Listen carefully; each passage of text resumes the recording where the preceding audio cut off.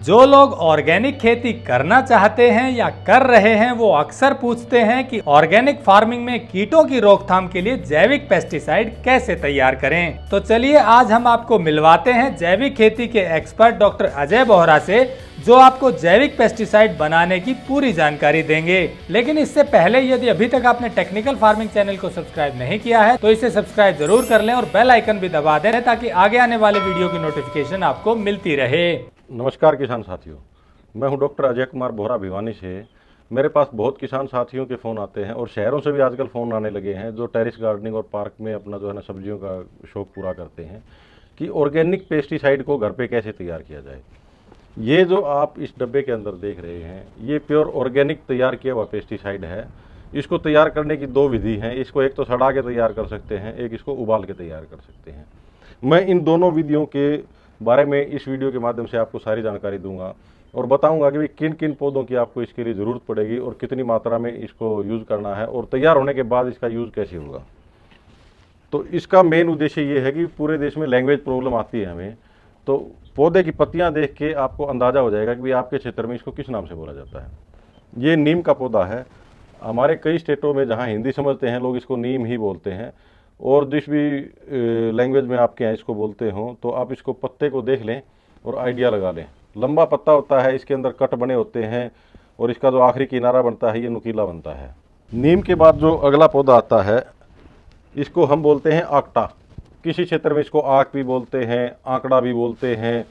तो इसका ये आप पत्ता देख लें अच्छे से और इसका ये फल को भी देख लें, ये ऐसा इसके ऊपर फल आता है और ये बड़ा ही औषधीय पौधा है। इसके आयुर्वेद के अंदर बहुत ज़्यादा यूज़ है, बहुत सी दवाइयों में इसको यूज़ किया जाता है और हमारी ऑर्गेनिक फार्मिंग के अंदर भी इसका बहुत बड़ा रोल है।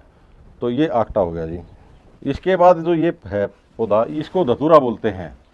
ये आप इसको थोड़ा पत्ता देख लें अच्छे से, ये इस तरह का पत्ता आता है इसके ऊपर और इसके ऊपर छोटी बोल के साइज़ का एक फल लगता है जिसके ऊपर कांटे लगे होते हैं बहुत सारे, वो उसका फल होता है। अभी इस पर था नहीं, तो इस पौधे की अच्छी पहचान कर लें। ये भी औषधीय पौधा है और ये हमारे बहुत काम आता है पेस्टिसाइड को तैयार करने में ऑर्गेनिक के।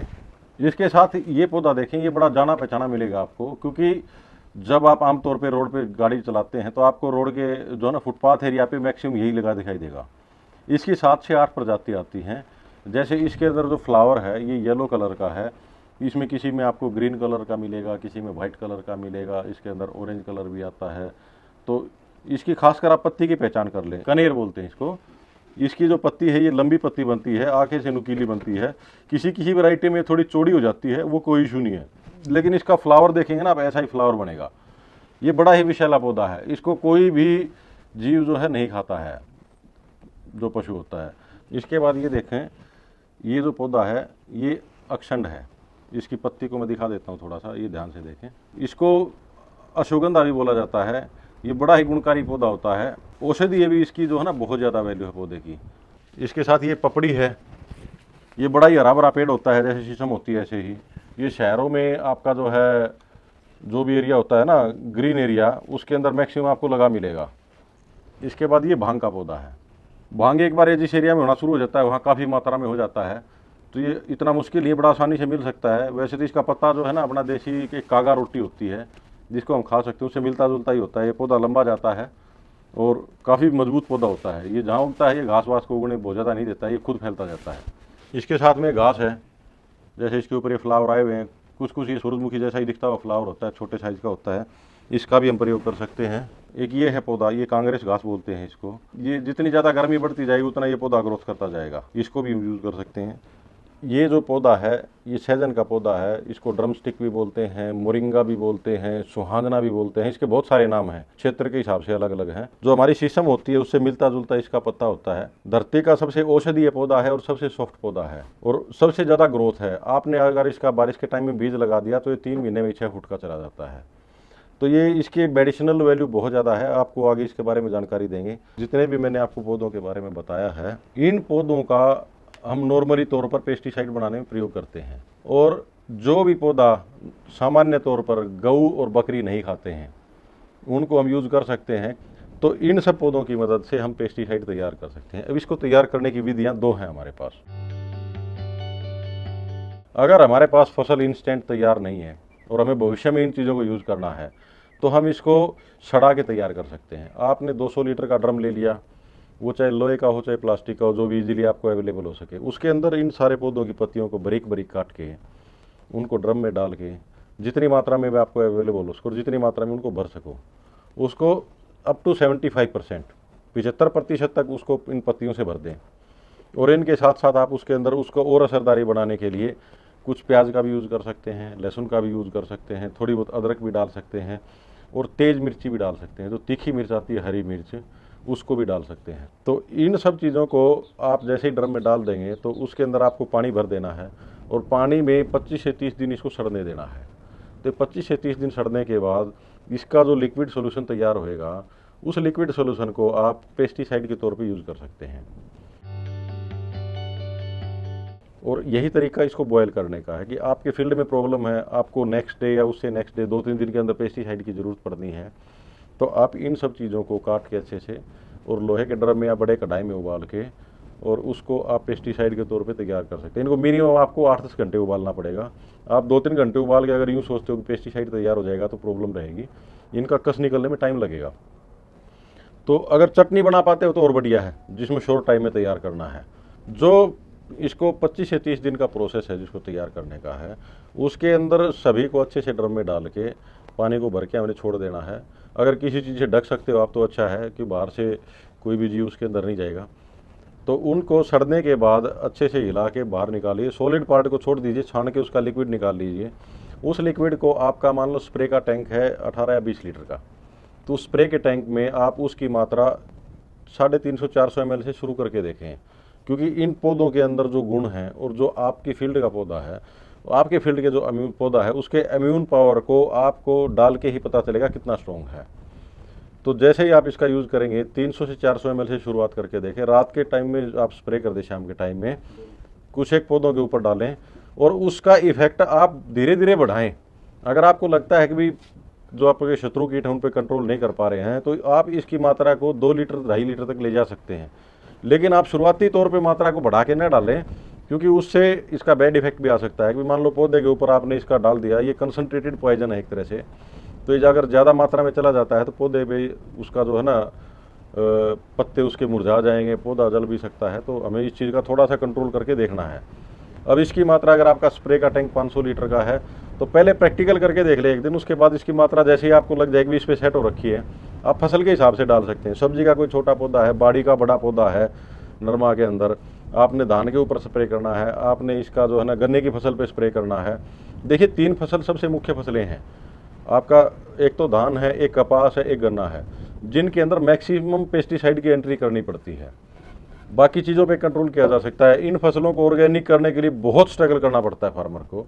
तो इसकी मात्रा भी आपको अपने फील्ड का डॉक्टर बनना पड़ेगा और इनकी मात्रा अपने फील्ड पे सेट करनी पड़ेगी कि किस स्टैंडर्ड पे आके आप कंट्रोल कर पा रहे हो शत्रु कीटों को, और उसी के हिसाब से इसकी मात्रा सेट कर सकते हैं। पानी की रेशो क्या बताई आपने? पानी की रेशो तो बाकी तो सारा पानी डलेगा जी उसके अंदर। आपने 300-400 ml से स्टार्ट करना है और आप 2 लीटर 2.5 लीटर तक जा सकते हैं। बाकी तो जो 16 लीटर या 20 लीटर का स्प्रे टैंक है उसमें बाकी तो पानी डलेगा और इसका जो है ना मिला के स्प्रे हो जाएगा। यही आपका जो उबालने वाला है विधि, उसका भी सेम स्टैंडर्ड है। उबलने और इसके सड़ने में फ़र्क यही है कि भाई आपने कोई इंस्टेंट चाहिए कोई चीज़ तो उबाल सकते हैं, और अगर अपने पास टाइम है तो इसको तैयार कर सकते हैं सड़ा के।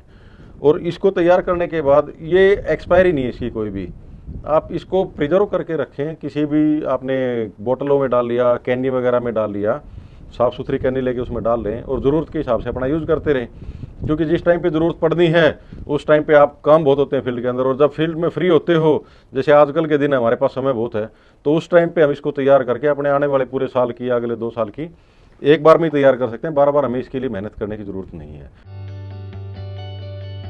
मेरी एक रिक्वेस्ट है आप सभी से, जिस भी बर्तन में आप इसको तैयार करेंगे, चाहे वो प्लास्टिक का हो, चाहे लोहे का ड्रम हो, या फिर आपका कोई भी आपने कढ़ाई यूज़ कर रखी हो, उसको जीवन में कभी भी खाद्य पदार्थों में यूज़ नहीं करना है। आपने मान लो आज किसी बर्तन के अंदर, कढ़ाई के अंदर इसको उबाल लिया, इसको सड़ा के तैयार कर लिया, और आप उसके बाद 2 महीने बाद उसमें कोई भी खाने की चीज़ उसमें तैयार करने लग रहे हो, तो मेरी आपसे हम्बल रिक्वेस्ट है कि इस कंटेंट का असर उस बर्तन पे रहेगा, बहुत लंबे टाइम तक रहेगा। तो उसको प्लीज़ खाने में प्रयोग न करें, इसी चीज़ के लिए अलग से रख लें, आगे जब भी ज़रूरत हो तो उस बर्तन का आप दोबारा प्रयोग कर सकते हैं। जो आपने पेस्टिसाइड, ऑर्गेनिक पेस्टिसाइड बताया है, ये किन किन फसलों पे क्या क्या बचाव करता है, क्या क्या काम आता है? देखिए, इसमें जो मुख्य बात है, जो भी फील्ड में हमारे कीट पतंगे होते हैं, जो शत्रु कीट हम जिनको मानते हैं, उन सभी पे असरदार है। बहुत अच्छा इसका इफेक्ट आता है और बहुत सारे हमारे पास व्यूज़ आते हैं फार्मर के, ये आपने बताया था डॉक्टर साहब, हमने यूज़ किया है, इसका बड़ा अच्छा रिजल्ट आया है। और बात किन किन फसलों की करें तो सभी फसलों पे होता है। आप कोई भी फसल लगा लो, उस फसल के अंदर कीट पतंगे तो सभी तरह के आते ही हैं। हम इन चीज़ों का यूज़ करके उससे बचा सकते हैं। इससे दोनों ही तरह का असर होता है। कुछ एक कीटों को तो मार भी देता है, भाई आज आपने स्प्रे किया है तो अगले दिन हम देखते हैं कि पौधों के नीचे बहुत सारे कीट मरे हुए मिलते हैं। और कुछ एक इसकी फ्रेगनेंस के कारण आते भी नहीं हमारी फील्ड के अंदर, वो हमारे से दूर रहते हैं। तो यानी कि इंसेक्ट और पेस्ट दोनों चीज़ों में पौधों को बचाव के लिए ये ऑर्गेनिक पेस्टिसाइड काम करेगा, आपका ये कहना है? ये बिल्कुल है जी, और ये कई तरह की फंगस पे भी बड़ा असरदार काम करेगा। कुल मिला के हमारे पास ऑर्गेनिक फार्मिंग जब करते हैं ना, तो ऑर्गेनिक फार्मिंग सूक्ष्म जीवों की फार्मिंग है। और ये हमारे जो मित्र कीट हैं वो इस चीज़ को यूँ मान लो कि भी बर्दाश्त कर सकते हैं, और शत्रु कीट इस चीज़ को बर्दाश्त नहीं करते, वो ऑप्शन ढूंढते हैं, वो दूसरी फील्ड में चले जाते हैं, वो आपकी फील्ड डाइवर्सिफाई हो जाएगी। और हमारी फील्ड के अंदर जो है ना, मित्र कीटों का जो है यूँ मान लो कि क्राइटेरिया बढ़ जाएगा, वो ज़्यादा रहना पसंद करने लग जाएंगे।